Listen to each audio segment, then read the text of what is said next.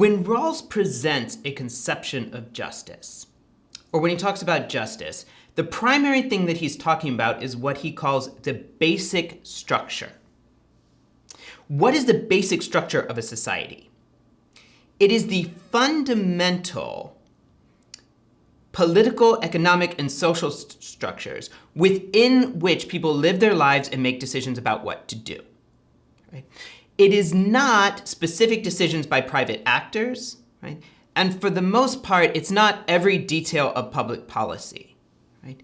It's the basic structures that shape the decisions people will make. Right? For example, right, the exchanges on today's stock exchange are not part of the basic structure. Right? Many of the minute rules of the SEC are not part of the basic structure. Right? Now, the question of whether or not we will have private property, that's part of the basic structure. Right? The question of whether or not we can have government agencies that regulate health and safety, that's part of the basic structure. Right?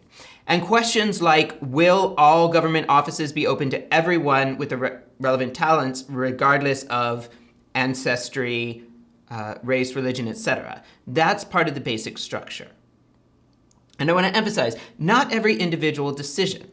Okay? So the decision of a particular, decision of a particular business owner not to raise wages, that's not part of the basic structure.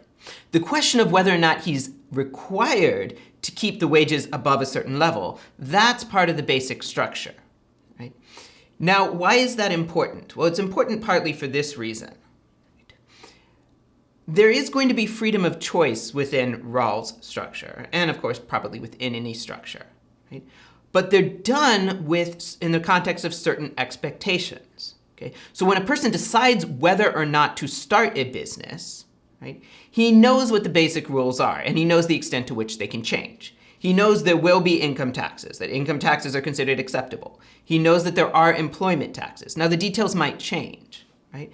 But he knows he's not living in a total free-for-all capitalism, and he can make his decisions accordingly. Right? One example that I would argue is probably part of the basic structure is the Americans with Disabilities Act. Right?